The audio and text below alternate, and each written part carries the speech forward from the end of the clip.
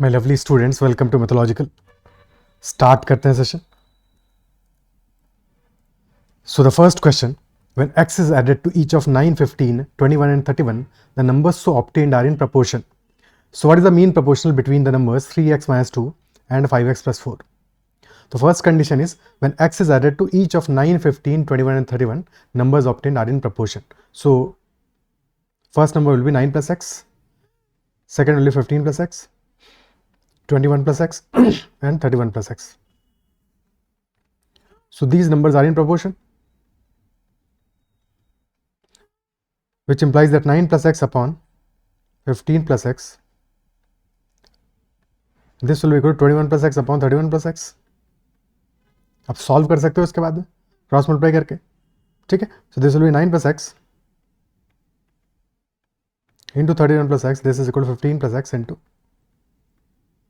21 plus x. So ultimately you will solve it by making a quadratic equation, which will be a task जिसकी ज़रूरत है सच exam में कतई नहीं है। कैसे अप्रोच करेंगे इसको ये समझते हैं, बट ये अप्रोच भी समझ में आना चाहिए कि ऐसे सॉल्व कर सकते हैं, but that will be a longer method, not needed. Exam में कैसे करेंगे इसको कि 9, 15, 21, 31 these are the numbers and we are adding a fixed number in all of them, ठीक है। अगर हम एक सेम नंबर ऐड करें इन सब में, ऐसे समझो first of all let us have we have two ratios a by b and c by d and these are equal. So if these ratios are equal, so they will also be equal to a plus c upon b plus d, and they will also be equal to a minus c upon b minus d. Let us say एक number है हमारा 2 by 4, एक है 1 by 2. So 2 by 4 plus 1 by 2, that will be equal to 3 by 6. So they will also be equal to 2 plus 1 upon 4 plus 2, or they will also be equal to 2 minus 1 upon 4 minus 2. Okay. So similarly here, numbers will be 9 plus x upon 15 plus x and 21 plus x upon 31 plus x. But if we subtract these two numbers, तो difference हमारा x cancel out हो जाएगा, ठीक है। So this will also be equal to 21 plus x minus 9 plus x divided by 31 plus x minus 15 plus x. So क्या difference आ जाएगा हमारा? 21 minus 9 is 12 and 12 by 16. So this ratio will be equal to 3 by 4. और जैसे ही 3 by 4 के equal आ गया, सो अब तुम्हारे लिए चीजें आसान है। 9 plus x by 15 plus x is equal to 3 by 4. So 36 plus 4x, this is equal to 45 plus 3x and hence x will be equal to 9. या फिर ऐसे भी सोच सकते थे, डिफरेंस बिटवीन न्यूमरेटर डिनोमिनेटर कितना है? 6 यूनिट्स का, और 3 by 4 यानी 1 यूनिट का गैप है, तो 1 unit on the right hand side is equal to 6 units, तो 3 unit will be equal to 18। अगर 1 यूनिट इज इक्वल टू 6, तो 3 यूनिट इज इक्वल टू 18, यानी कि x will be equal to 9, ठीक है। x इक्वल टू 9 आ गया। फिर question कह रहा है mean proportional between 3x minus 2 and 5x plus 4, तो x इक्वल टू 9 है, तो फर्स्ट नंबर हमारा आएगा 3x minus 2, that will be 25, and other number is 9 into 5 plus 4, 49। So let us say mean proportional हमारा equal to y, तो 25 is to y is same as y is to 49, ठीक है। So y square is equal to 25 into 49 and hence y will be equal to 5 into 7, which is 35. Option C is the answer, 35. Is that clear? ठीक है। Mean proportional होता है क्या? If there are three numbers a, b and c and b is the mean proportional, so b square is equal to ac.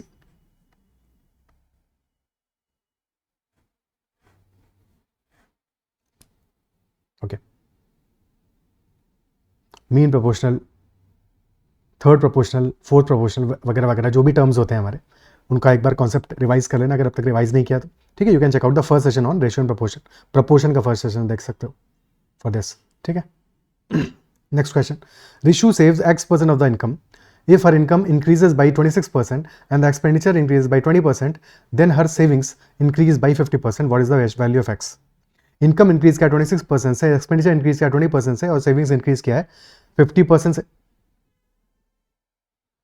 And income is equal to expenditure plus savings, income दोनों से मिलकर बनता है। सो expenditure में increase आया है 20% का,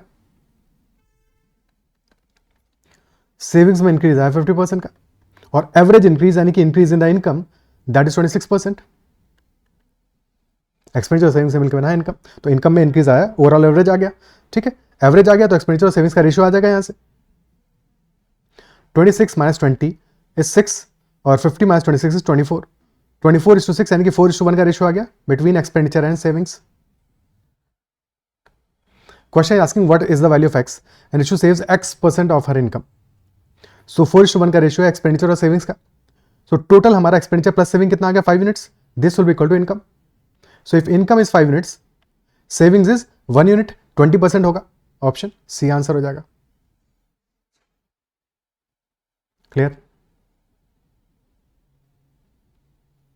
ठीक है, next question, if 3x square minus 5x plus 1 is equal to 0 then value of x square plus 1 by 9x square. तो 3x square plus 1 becomes equal to 5x। अरे क्वेश्चन में पॉज करके पहले सॉल्व करो, फिर सॉल्यूशन देखो, अगर directly देख रहे हो तो गलत कर रहे हो। ठीक है, so we need to find out x square plus 1 by 9x square, और basically this is x square plus 1 upon 3x का whole square. So x plus 1 by 3x हमें समाउ फाइंड आउट करना होगा। डिवाइड बाई x से divide कर दो, so this will become 3x plus 1 upon x, this is equal to 5। But हमारा desirable क्या है, we need to find out x plus 1 by 3x। ये मिल जाएगा तो फिर स्क्वायर करके सॉल्व कर लेंगे। बट अभी हमारे पास है 3x प्लस 1 बाई एक्स। सो कैसे हम x प्लस 1 बाई 3x पे जा सकते हैं, डिवाइड कर दो 3 से पूरी इक्वेशन पे, तो डिवाइड बाई 3।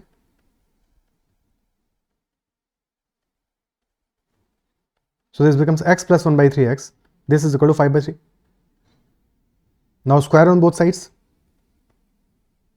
Square करते this becomes x square plus 1 upon 9x square plus 2 into x into 1 by 3x. So x से x cancel out हो जाएगा, it becomes 2 by 3 and that will be equal to 25 by 9.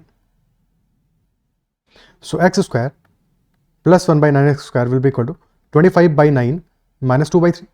Which will be 6 by 9. 25 minus 6, 19 by 9.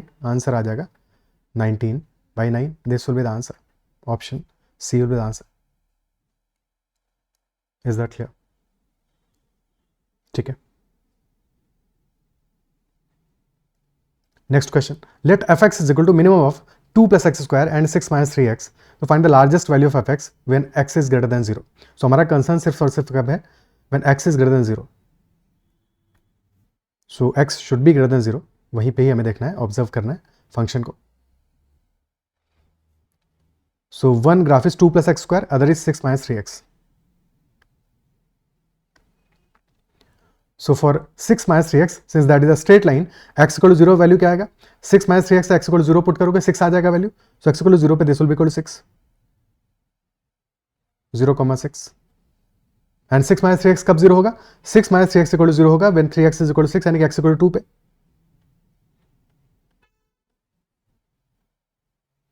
So this will be typical graph of the line, 6 minus 3x. Second equation, quadratic equation 2 plus x square, x equal to 0 put करोगे value आ जाएगा 2, तो 0,2 and then it will go somewhat like this, intersecting the line graph at this point. Okay, and our concern is fx which is equal to minimum of these two functions, minimum of these two expressions, minimum चाहिए. So this is the intersection point. अब intersection point से पहले देखो तो line is above the parabola, the graph of quadratic equation. line हमारा graph of quadratic equation से ऊपर है, हमें चाहिए minimum. minimum value किसका आएगा, parabola का या quadratic equation ग्राफ का, this will be minimum value. and after the intersection फिर parabola हमारा या ग्राफ quadratic equation ये ऊपर निकल जाता है. so these values are higher, so उसके बाद में minimum value मिलेगा हमें for straight line. so हमारे काम का जो fx ग्राफ है, this will be this red graph, red वाला ग्राफ. और क्वेश्चन कह रहा है लार्जेस्ट वैल्यू ऑफ fx चाहिए. लार्जेस्ट वैल्यू कब आ रहा है, at the intersection point. Largest value is at the intersection point. तो बस हमें देखना है कि what is the value eight which 2 plus x square is equal to 6 minus 3x. this is equal to 6 minus 3x. ठीक है, एक चीज और जो समझ में आता है, ये देखो x इक्वल 2 पे तो हमारा ये ग्राफ 0 ही हो जा रहा है, so definitely at this point x will be less than 2 and obviously greater than 0। तो 0 से बड़ा है, 2 से छोटा है, एक ही आंसर पॉसिबल है, ऑप्शन ए। तो क्या इसके बाद सॉल्व करने की भी जरूरत थी? नहीं थी। अगर तुम इतनी बात को समझ गए थे तो आंसर ऑप्शन ए मार्क कर दोगे, आगे बढ़ जाओगे, अदरवाइज सॉल्व करोगे। ठीक है, so X square plus 3x minus 4 is equal to 0। So X square plus 4x minus x minus 4 is equal to 0। So x minus 1 into X plus 4 is equal to 0। तो solution हमारे पास आएगा x equal to minus 4 और 1। तो definitely since x is positive, so our answer is x equal to 1। But ये solve करने की जरूरत नहीं थी, आंसर हमारा स्ट्रेट अवे आ रहा था। Is that clear? ठीक है, next question. A pump can be used either to fill or to empty a tank. The capacity of the tank is 3600 meter cube. Capacity is 3600 meters cube. Emptying capacity of the pump is 10 meter cube per minute higher than its filling capacity. Empty करने का efficiency जो है capacity है, that is 10 meter per cube per minute, 10 meter cube per minute higher than filling capacity. And what is the emptying capacity of the tank if pump needs 12 more minutes to fill the tank than to empty it? Information given है, options given है, options का use करो, question को खत्म करो। ठीक है, so हमें क्या चाहिए? We need the emptying capacity which is 10 meters per meter cube per minute higher than filling capacity. Okay, so if emptying capacity is 45, ठीक है, so क्या हमारा टाइम आ जाएगा? 45 इंटू टोटल हमें फिल कितना करना है? 3600 meter cube. 45 into 80 is 3600, but if 45 into 80 आ रहा है, हमारा फिलिंग कैपेसिटी क्या है? That is 10 meter per cube lesser, क्योंकि emptying capacity 10 meter per cube higher था, तो फिलिंग आ जाएगा 35 इंटू समथिंग, बट ये तो इंटीजर ही नहीं आएगा, सो 45 वाला तो आंसर ही पॉसिबल नहीं है। ठीक है, हो ही नहीं पाएगा उसमें। अब तुम अगर 50 लेते हो, ठीक है, 50 लेने की कोशिश करते हो, 50 और 60 में से 50 ले लो, चलो, अगर तुमने 50 लिया, 50 इंटू 72 इज 3600, या फिर 60 इंटू 60 इज 3600। अब 50-60 में गैप आ रहा है 10 का, और यहां पे टाइम में गैप आ रहा है 12 मिनट्स का, 12 मिनट्स का। So we know emptying capacity is 10 meter per cube per minute higher, 10 meter cube per minute higher, and pump needs 12 more minutes to fill the tank. Fill करने में 12 minute ज्यादा लग रहे हैं, so this should be filling capacity 50 and 60 should be emptying capacity. तभी तो 60 minute में empty कर ले रहा है, 72 मिनट्स लग रहे हैं फिल करने में। ठीक है, तो फिलिंग कैपेसिटी हमारा आ जाएगा 50, time for filling is 72 minutes, और एम्प्टीइंग कैपेसिटी आ जाएगा हमारा equal to 60, and time for emptying will be 60 minutes. Question ने पूछा emptying capacity, answer will be 60, option C. So use the options और आगे बढ़ो। क्या है, क्लियर है? ठीक है, next question. The average score in mathematics of 90 students of section A and B is 63। Overall average हमारा है 63। The number of students in A were 10 more than those in B. Total students है 90, total is 90, और ए में students 10 ज्यादा हैं B से। तो ए और बी में नंबर ऑफ स्टूडेंट्स कितने आ जाएंगे? 10 को पहले ही सेपरेट कर लो, जो इतने ज्यादा हैं, ठीक है, बचे हुए कितने? 80, 80 को दो पार्ट्स में डिवाइड कर दो, 40 एंड 40। ए में 10 ज्यादा है तो 40 प्लस 10 कर दो। सो number of students in A will be 40 plus 10, और बी में हो गया 40, यानी कि 50 and 40 are the number of students in A and B. And average score of students in A is 30% more than that of students in B. 30% यानी 3/10 more than students in B. Okay, तो if students in B का average score आ रहा है हमारा equal to 10 units या 10x मान लो, तो 10x आ रहा है, तो in for section A this will B 3x मोर, यानी 13x हो जाएगा। एंड ओवरऑल एवरेज हमें पता है दैट इज 63, तो निकाल सकते हैं इसके बाद में। ठीक है, और जब भी कभी हमें नंबर्स दिए हैं तो नंबर्स लेने के बजाय में तुम उनका रेशियो ले लो। वैसे तो यहाँ पे 10 है का फैक्टर 50-40 है, इजी है, बट अदरवाइज रेशियो से सॉल्व करो। ठीक है, 50 है, 40 है, और 13x है, 10x है। सो एवरेज हमारा क्या आ जाएगा? That will B 13x into 5 plus 10x into 4 divide by 5 plus 4। ठीक है, रेशियो लेके सॉल्व कर लो, अदरवाइज 50-40, 50 प्लस 40 करते तो भी हो जाता है, क्योंकि 0 है तो कोई दिक्कत नहीं है, बट और कोई नंबर होगा तो हमेशा रेशियो लेके चीजें ज्यादा आसान होगा। क्या एवरेज वैल्यू आ जाएगा हमारा? This will be 65 plus 40, 105x by 9 which is equal to 63। 21 5s are 105 और 21 3s आर 63, तो 5x इज इक्वल टू 27 आ गया। सो यहाँ से we got the value of x, x is equal 27/5. और क्वेश्चन ने क्या पूछा है, question asking about average score of students in B, ये 10x की वैल्यू पूछा है, तो 10x will be 10 into 27/5 which is 54. Option B is the answer. Okay, is this clear?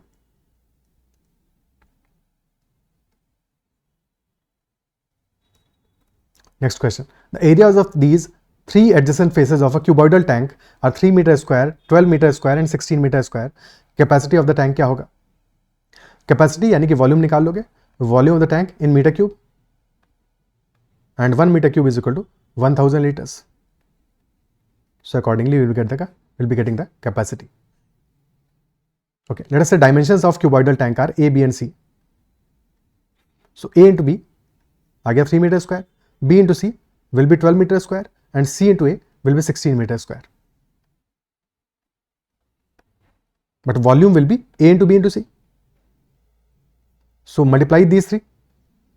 This will become A square, B square, C square is equal to 3 into 12 into 16. So A, B, C will be square root of this value. 3 into 12, 36 into 16. Square root of 36 is 6, square root of 16 is 4, 6 into 4, 24 meter cube. And hence capacity will be equal to, volume will be equal to 24 into 1000 liters. 24,000 liters.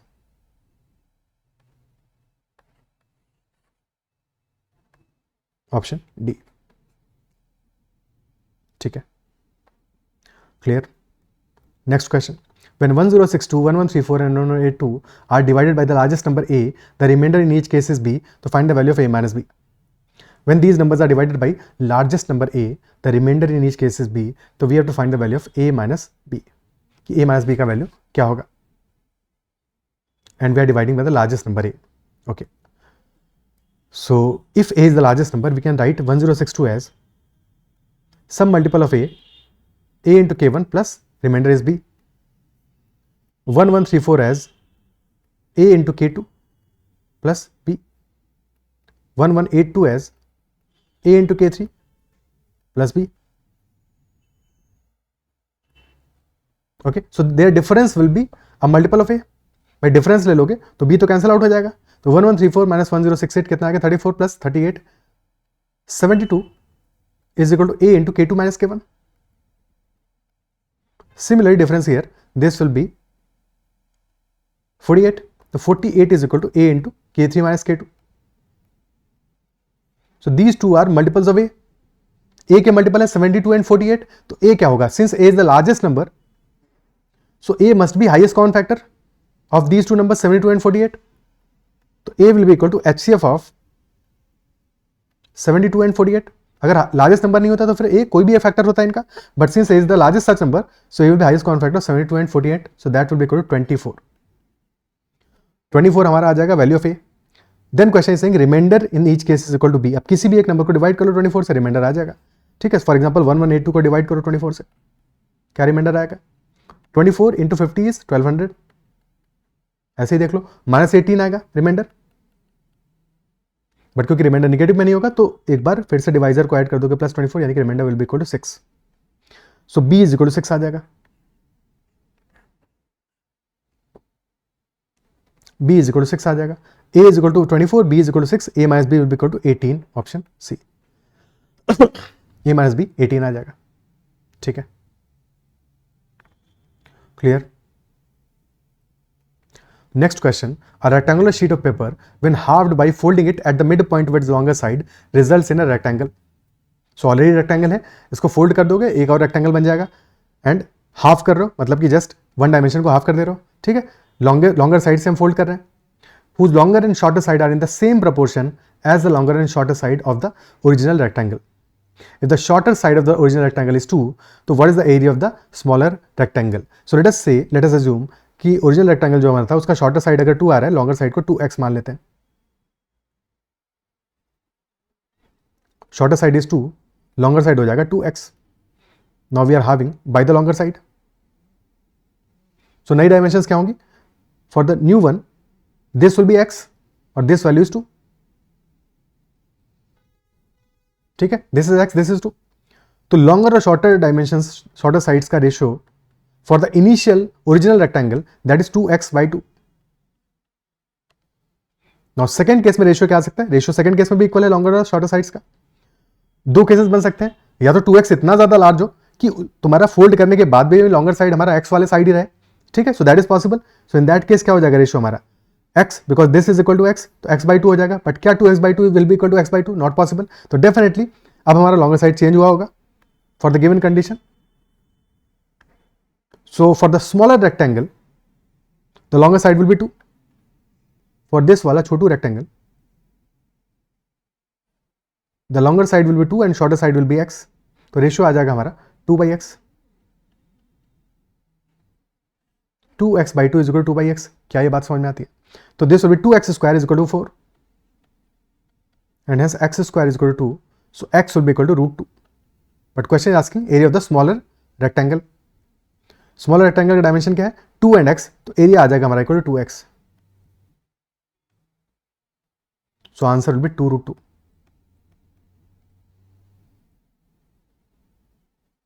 ठीक है, answer will be 2√2। Option B will be the answer.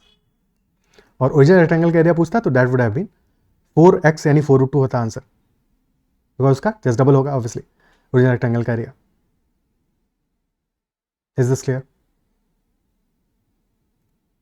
Next question, for a scholarship at the most n candidates after 2n+1 can be selected. Eight most n यानी कि एक को भी select करोगे चलेगा, दो को सेलेक्ट करोगे तो भी चलेगा, तीन को करोगे तो भी चलेगा, एट मोस्ट n को सेलेक्ट कर सकते हैं out of 2n+1। If the number of different ways of selection of at least one candidate is 63, तो maximum number of candidates that can be selected कितना होगा? तो maximum candidates that we can select is n, at most n. Minimum can be equal to 1 because selection of at least one candidate out of total कितना है? 2n+1 है। तो 2n+1 में से एक सेलेक्ट करने के नंबर ऑफ वेज होंगे 2n+1 c1। To select 2 number of ways होंगे 2n+1 c2 and at max you can select n, 2n+1 cn. These will be total number of ways. Total number of ways, isn't it so? क्या ये clear है? ठीक है, okay. अब देखो एक concept है जो हमने देखा है परम्यूटेशन कॉम्बिनेशन में। देखो फॉर एग्जांपल अगर हमारे पास लेट अस से 5 स्टूडेंट्स होते, so either you select 0 students 5c0 ways होंगे, 1 स्टूडेंट 5c1 वेज होंगे, 2 5c2, 3 5c3, 4 5c4, all 5c5। ठीक है, अब इसको दो पार्ट्स में डिस्ट्रीब्यूट कर दो। दो पार्ट्स से मतलब ये हुआ, ठीक है, and we also know that NCR is equal to NC(n-r), यानी कि number of ways of selecting R students out of n is same as number of ways of selecting n-r students out of n, because जब हम दो को select कर रहे हैं, R को सेलेक्ट कर रहे हैं तो n-r को छोड़ भी तो रहे हैं, तो नंबर ऑफ वेज सेम होंगे हमेशा। तो हमने 20 से इसको डिवाइड कर दिया। Now 5c2 will be equal to 5c3 because 3 is 5 - 2। Similarly 5c1 is equal to 5c4 and similarly 5c0 is equal to 5c5, यानी कि sum of these 3 will be equal to sum of these 3। Sum of these 3 is equal to sum of these 3। और total हमारा case क्या होगा? 5 students हैं तो हर एक के लिए दो ऑप्शन है हमारे पास। ठीक है, एक तो तरीका होगा NCR तरीके से सेलेक्ट करने का, दूसरा मेथड ये होगा कि 5 स्टूडेंट्स हैं, हर एक के लिए दो ऑप्शन है, तो सेलेक्ट होगा या फिर सेलेक्ट नहीं होगा। तो 2 options for each of the students, total students हैं 5, तो 2 × 2 × 2 5 टाइम्स कर दोगे, टोटल केसेस मिल जाएंगे तुम्हें, विच विल बी 32। तो sum of all these will be equal to 32। क्या ये बात अप्रिशिएट कर पा रहे हो कि sum of all these will be equal to 32? और since sum of these is equal to sum of these, तो सम ऑफ दीज कितना आ जाएगा? हाफ ऑफ 32 आ जाएगा, so this will be equal to 16। अब चाहे तो चेक कर लो 5c0 कितना है, this is equal to 1, 5c1 है 5 और 5c2 है 10, तो 1 + 5 + 10 is equal to 16। Is that clear? ठीक है, सो अगर हमारे स्टूडेंट्स हैं 2n+1, total number of students हैं 2n+1, ठीक है, और अगर हम सारे के सारे केसेस लेते तो कितने केस बनते? 2n+1 इन टोटल है, तो for each student there are 2 choices, या तो सेलेक्ट होगा या नहीं होगा, 2 टू द पावर 2n+1, और टोटल केसेस बनेंगे हमारे 2n+1 c0 plus 2n+1 c1 plus 2n+1 c2 and so on till 2n+1 cn plus 2n+1 cn+1 till 2n+1 last में आएगा 2n+1 cn plus c2n+1।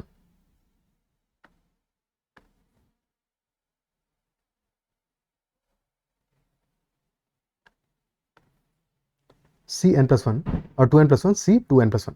Number of terms कितने होंगे? 0 से लेकर 2n+1 तक टोटल टर्म्स हमारे आ जाएंगे 2n+2 टर्म्स। 2n+2 आधे टर्म्स कहां पे होंगे? Till 2n+1 Cn, because at most n candidate वाला यहां पे हमारा हाफ टर्म्स कंप्लीट होंगे। टोटल केसेस बने हमारे 2n+1। तो cases from 2n+1 C0 till 2n+1 Cn, ये कितना केसेस बनेंगे हमारे? हाफ ऑफ दिस वैल्यू, यानी कि this will equal to 2n+1 divided by 2। तो हमारा आ जाएगा 2n+1 -1, that will 2n। Number of cases total will be 2n। But question एक और एडिशनल कंडीशन लगा रहा है, एटलीस्ट वन कैंडिडेट, यानी कि ये जो हमारा इनिशियल वैल्यू है ये हमें काउंट नहीं करना है। This is equal to 1 and C0 is always equal to 1। ठीक है, सो 1 हम 2n में सब्ट्रैक्ट कर देंगे, यानी कि बेसिकली हमारा जो सम आ जाएगा this will be 2n -1 and that will be equal to 63। क्या ये क्वेश्चन समझ पा रहे हो? ये क्वेश्चन बनेगा हमारा अल्टीमेटली। क्या ये क्वेश्चन समझ पा रहे हो? ठीक है, वैल्यू हो जाएगा 2n -1 इज इक्वल टू 63। ठीक है, आप सॉल्व कर लोगे, बिकॉज 2n -1 इज 63, तो 2n will be equal to 64 और 64 होता है 2/6। पावर्स को कंपेयर कर लो क्योंकि बेस सेम है, 2n इज इक्वल टू 6 तो n इज इक्वल टू 3 आ जाएगा। क्वेश्चन में क्या पूछा है? Maximum number of candidates that can be selected. So maximum number of candidates that can be selected is equal to n, n is equal to 3 आया है, तो आंसर हो जाएगा ऑप्शन ए, स्ट्रेट अवे। ठीक है, अगर पीएनसी को अच्छे से समझा होगा तो ये क्वेश्चन समझ में आएगा, ये कॉन्सेप्ट समझ में आएगा। अगर दिक्कत आ रहा है तो इस क्वेश्चन में ऐसा इतना भी करने की जरूरत नहीं थी, बिकॉज वैल्यू सिंपल है, 3 4 5 6 में से कोई एक आंसर है, तो तुम ऑप्शन से भी जा सकते हो। ठीक है, ऑप्शन से भी जा सकते हैं। लेट से तुमने ऑप्शन नंबर ए को ही सिलेक्ट किया होता, 3 को ही सिलेक्ट किया होता। ठीक है, दो बेटर हमेशा ये रहता है कि किसी बीच वाले ऑप्शन से सिलेक्ट करो। फॉर एग्जाम्पल तुम बी से स्टार्ट करो, 3 4 5 6 4 से स्टार्ट करो। ठीक है, और हमारा कंडीशन क्या है कि at least one candidate has to be selected, at most n, तो n इज इक्वल टू 4 से तुमने स्टार्ट किया है। तो नंबर ऑफ वेज कितने आ जाएंगे हमारे? नंबर ऑफ वेज आ जाएंगे, n इज इक्वल टू 4 है, 2n+1 9 आ जाएगा, तो 9C1 plus 9C2 plus 9C3 plus 9C4, total कितना आ जाएगा? 9C1 will be equal to 9, 9C2 will be equal to 36। और अब तुम देख पा रहे हो कि ऑलरेडी हमारा जो नंबर है 45 हो चुका है, सो 9C3 और बड़ा वैल्यू आएगा, 63 से ऊपर हमारा नंबर चला जाएगा, तो इसके आगे कैलकुलेशन करने की जरूरत नहीं है। This will not be the answer, answer इससे छोटा होगा, और छोटा होगा तो डेफिनेटली ऑप्शन ए आंसर होगा, बिकॉज 9C3 हो जाएगा 9 × 8 × 7 by 6 which will be equal to 84। तो definitely this is greater than 63, so only one answer is possible, that is option number A, 3। ठीक है, और चाहो तो चेक कर लो। तो for 3 this will B 3C1, sorry 3 के लिए 7 आएगा वैल्यू, 2n+1 बिकॉज n 3 है हमारा, तो 7C1 plus 7C2 plus 7C3, 7C1 is 7, 7C2 is 21 and 7C3 7 into 6 into 5 35, so this comes out to be 63 desirable amount, so answer आ जाएगा option A. क्या ये क्लियर है? बट अगर values large होती है तो फिर हमें इस कॉन्सेप्ट को समझना भी जरूरी है उसके लिए कि फॉर लार्जर वैल्यूज हम फिर आंसर कर पाते, क्योंकि बिकॉज वहाँ पे ऑप्शन से यूज़ करके चीज़ें बहुत टिपिकल हो जाती, वैसे सॉल्व नहीं कर पाते हम। ठीक है, और कैलकुलेशन भी मुश्किल हो जाती। यहाँ भी देखो 9C4 में कैलकुलेशन में टाइम लगेगा, और बड़ी वैल्यू होगी और भी ज़्यादा टाइम लगेगा। Next question, how many integers greater than 999 but not greater then 4000? Number should be greater than 999 but not greater then 4000, यानी 4000 अलाउड है, 4000 तो हो सकता है, उससे बड़ा वैल्यू नहीं होना चाहिए। So all number should be between 999, 999 is lesser than n and n is less than और equal to 4000। Okay. So how many numbers can be formed with the digits 0, 1, 2, 3, 4 if a repetition is allowed? Repeat कर सकते हो digits को, ठीक है, और हमारा number should always भी लेस देन इक्वल टू 4000। सो क्योंकि 999 से बड़े नंबर्स है तो all numbers will be 4 digit numbers, 999 तो इंक्लूड होगा नहीं, सारे नंबर्स 4 डिजिट नंबर्स होंगे।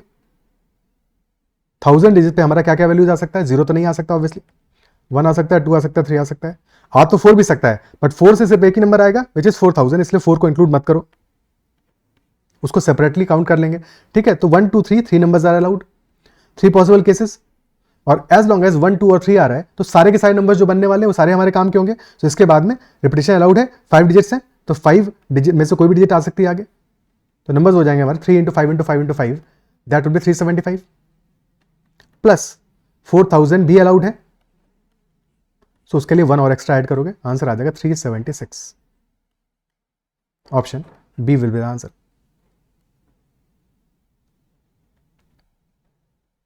Option B will be the answer. Clear है? ठीक है. जस्ट इनकेस क्वेश्चन थोड़ा सा और मॉडिफिकेशन करता, और क्वेश्चन हमारा ये मॉडिफिकेशन करता कि कहता कि greater than, not greater than 4200,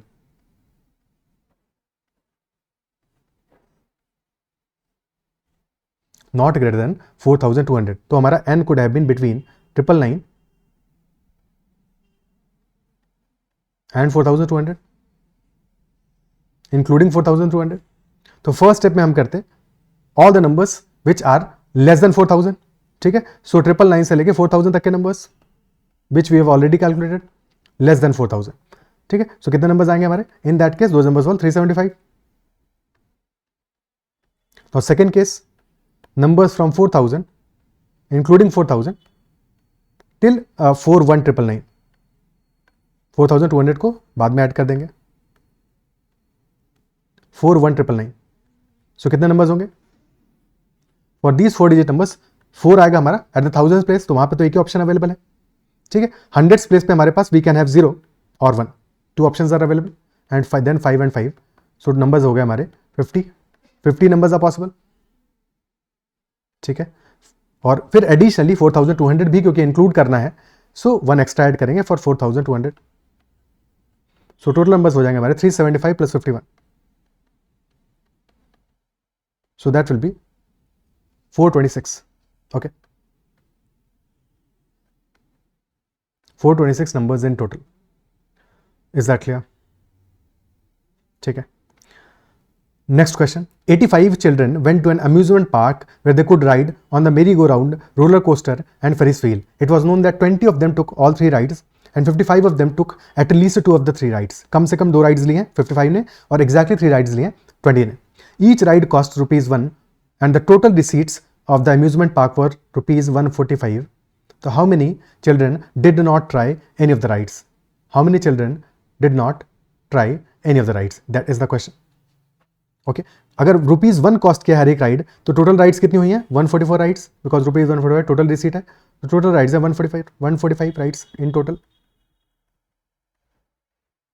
now some must have taken exactly 1 ride, some would have taken 2 rides and some would have taken 3 rides. ठीक है. मान लेते हैं कि जिन्होंने एग्जैक्टली 1 राइड लिया 2 are and 1, exactly 2 rides and 2, exactly 3 rides and 3. Sum हमें इनका पता नहीं है, और कुछ ऐसे भी होंगे जिन्होंने कि एक भी राइड नहीं लिया होगा. तो टोटल कितना आएगा हमारा? This total will be 85, because total 85 children गए थे, टोटल 85 आ गया. This is our first equation. क्या ये क्लियर है? Then you know exactly 20 of them took all 3 rides, तो n3 is equal to 20. At least 2 of the 3 rides ली है 55 ने, एटलीस्ट 2, यानी कि they would have taken either 2 rides और 3 राइड्स, तो n2 plus n3 this is equal 55. और n3 हमारा 20 है, तो यहां से n2 क्या आ जाएगा? Number of person taking 2 rides will be equal to 35.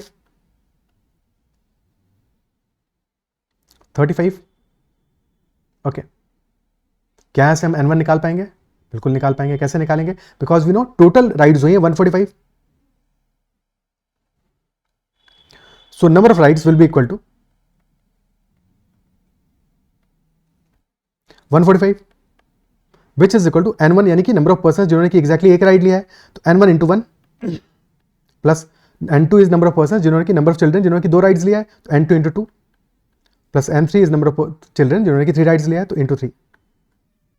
So n1 plus 2 into 35 plus 3 into 20. So n1 plus 70 plus 60, n1 plus 130 is equal to 145. तो यहां से n1 इक्वल टू 15 आ गया. और question asking how many children did not try any of the rides, यानी कि n0 की value पूछ रहा है. तो n0 will be equal to 185 total children minus n1 which is 15 minus n2 which is 35 minus n3 which is 20. तो कितना आ रहा है? 15, 35, 50, 20, 70. तो n0 इज इक्वल टू 15. यानी कि 15 आर दो children which have not taken any of the rides, जो park में गए कोई राइड नहीं लिया, वैसे ही लौटा है. ठीक है. So they did not try any of the rides. Is that clear? Okay. Next question. In triangle ABC, the bisector of angle A intersects side BC at D. If AB, AC and BC are 12, 15 and 18 cm respectively, find the length of BD. What will be length of BD?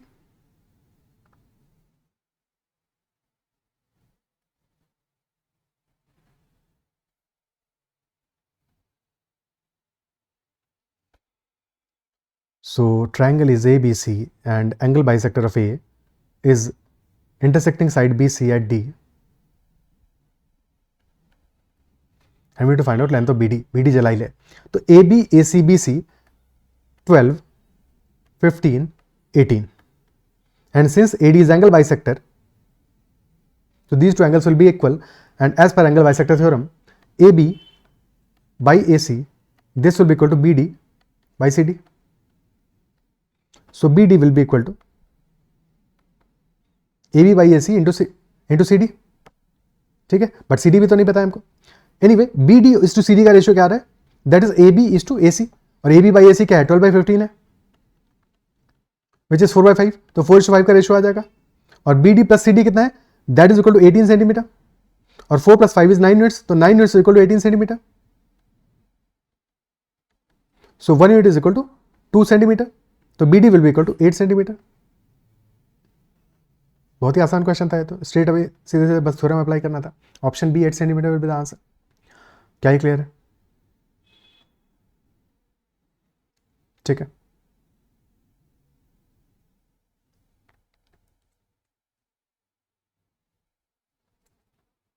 Next question.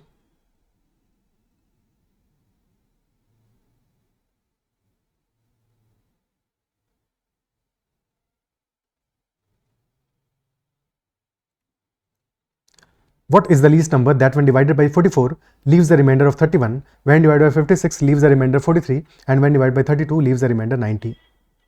What will be such smallest number that when divided by 44 leaves the remainder 31? यानी कि that number, let us say that number is equal to L. तो L is equal to 44 का multiple 44A plus 31. L is also equal to multiple of 56B plus 43. और this is equal to 32C plus 19. So in each case 44 से divide करने में reminder बच रहा 31. Difference कितना आ रहा है? 13 का डिफरेंस आ रहा है. यहाँ भी डिफरेंस कितना है? 56 और 43 में 13 का, और 32 और 19 में भी डिफरेंस है 13 का. यानी कि basically we can also write 31 as 44A plus 44 minus 13. So basically multiple of next multiple of 44 minus 13. Similarly यहाँ पे we can write 56B plus 56 minus 13, 32C plus 32 minus 13. So basically this is 13 lesser than a multiple of 44, 56 and 32. 13 lesser than a multiple of 44, 56 and 32. और क्योंकि ऐसा smallest number हमें चाहिए, so that least number will be L will be equal to LCM of 44, 56, 32. ये smallest number मिलेगा हमें. Least multiple of 44, 56 and 32. और क्योंकि 13 सब्ट्रैक्ट करना है तो 13 सब्ट्रैक्ट कर दोगे. This will be our answer. LCM निकाल के 13 सब्ट्रैक्ट कर देना है. क्या ही क्लियर है? ठीक है. 44 इज 11 इंटू 4, तो 11 तो आएगा ही. 11 का मल्टीपल होगा 4 है, और 56 हमारा 8 इंटू 7 है, तो 4 इंटू 8 इंटू 7. बट 32 है लास्ट में, तो इंटू 4 और करोगे, बिकॉज 32 का मल्टीपल भी होना चाहिए. तो 11, 32 और 7 का मल्टीपल होगा. सो क्या नंबर होगा हमारा? 11 इंटू 32 इंटू 7. 11 इंटू 7 आ गया 77 इंटू 32. तो 32 इंटू 7 224, 4 आ गया, 22 कैरी होगा, 224 plus 22 246, 2464. But we have to also subtract 13, तो आंसर आ जाएगा 2451. Answer will be 2451. क्या क्लियर है? एक सेकंड ठीक किया है ना? 2464 आएगा, और फिर सब्ट्रैक्ट करेंगे हम 13, तो आंसर आ जाएगा. क्लियर है? कोई दिक्कत? ठीक है, नेक्स्ट क्वेश्चन करते हैं.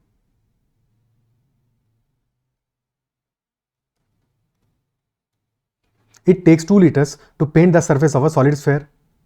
If the solid sphere is sliced into 4 identical pieces, how many liters will be required to paint all the surfaces of these 4 pieces? 2 liters से we can paint the surface of a solid sphere. तो for a solid sphere total surface area क्या होता है? Total surface area of a solid sphere that is equal to 4 pi r square. अच्छा, अगर hemisphere होगा तो क्या होगा total surface area? Total surface area for hemisphere क्या होगा? For hemisphere total surface area is equal to half the surface area of complete sphere, यानी कि 2 पाई आर स्क्वायर, प्लस अभी जो बेस आ गया हमारा इसका भी तो एरिया होगा, और ये क्या है, सर्कल है एक, तो प्लस पाई आर स्क्वायर, तो this is 3 pi r square. Okay, बहरहाल इन दिस क्वेश्चन हमें क्या करना है, we have to cut the solid sphere into 4 identical pieces. तो how many test will be required to paint all the surfaces? अब ध्यान ये देना है, देखो यहां पे क्वेश्चन क्या कर रहा है, इफ। क्वेश्चन ये नहीं कह रहा है कि एडिशनल कितना लगेगा, क्वेश्चन कह रहा है टोटल कितना लगेगा। तो सॉल्व करने के बाद में अल्टीमेटली ऑप्शंस हालांकि ऐसे गिवन है, ऑप्शन से टेंशन नहीं होगा, बट क्वेश्चन में एडिशनल कितना लगेगा रिक्वायर होगा पेंटिंग, वो नहीं पूछा है। क्वेश्चन ये पूछा टोटल कितना पेंट रिक्वायर्ड होगा to paint all the surfaces after slicing. तो यानी कि अभी अनपेंटेड ही समझ लो, ठीक है। ये 2 लीटर से पेंट होता है सिर्फ और सिर्फ surface of the solid sphere, but paint किया नहीं है हमने, पेंट करेंगे स्लाइस करने के बाद में, और फिर देखेंगे रिक्वायरमेंट कितना है। ओके, तो जब स्लाइस करोगे तो एडिशनल हमारी सर्फेसेस बढ़ जाएंगी। बढ़ जाएंगी कैसे बढ़ेंगी? जैसे ही तुम स्लाइस करने वाले हो अपने स्फीयर को, तो फर्स्ट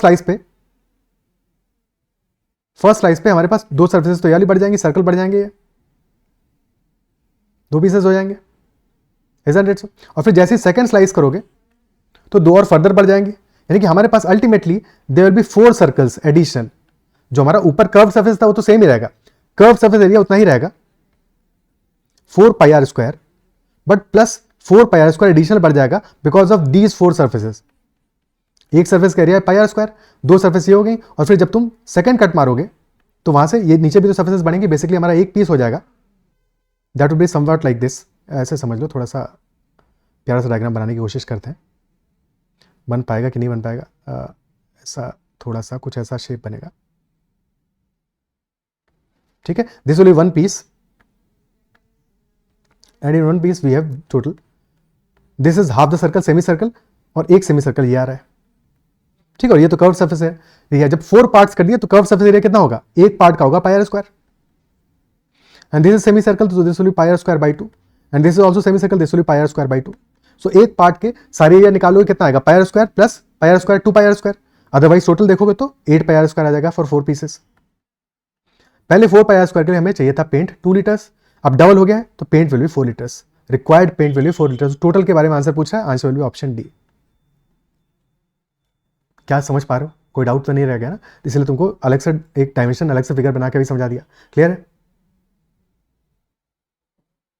ठीक है। और एक बार जैसे ही तुम स्लाइस मारोगे, अगर तुम सर्कल पे स्लाइस मार रहे हो एग्जैक्टली डायमीटर पे, तो जैसे तुमने फर्स्ट स्लाइस मारा तो 2 सर्फेसेस तुम्हारी बन रही है, नई क्रिएट हो रही है, 2 सर्कल्स अलग से तुम्हारा एरिया बन रहा है, और तुमने फिर से एक बार स्लाइस मारा, अगेन 2 नई सर्फेस क्रिएट हुई, टोटल 4 सर्फेस क्रिएट हुआ, 4 pi r square with area. Okay, ठीक है। Next question, a thief after committing the burglary started fleeing at 12 noon at a speed of 60 km/h. He was then chased by a policeman X. X started the chase 15 minutes after the thief had started at a speed of 65 km/h. At what time did he catch the thief? That is the question. At what time did he catch the thief? 12 noon पे thief ने start किया, और speed of thief was 60 km/h. And policeman started after 15 minutes. In 15 minutes distance traveled by the thief कितना होगा? At 12:15 PM the thief would have traveled 15 minutes distance travel कितना होगा, 1/4 आ रहा है, 15 kilometre. So now that the thief is here 15 kilometers away, now the policeman is starting,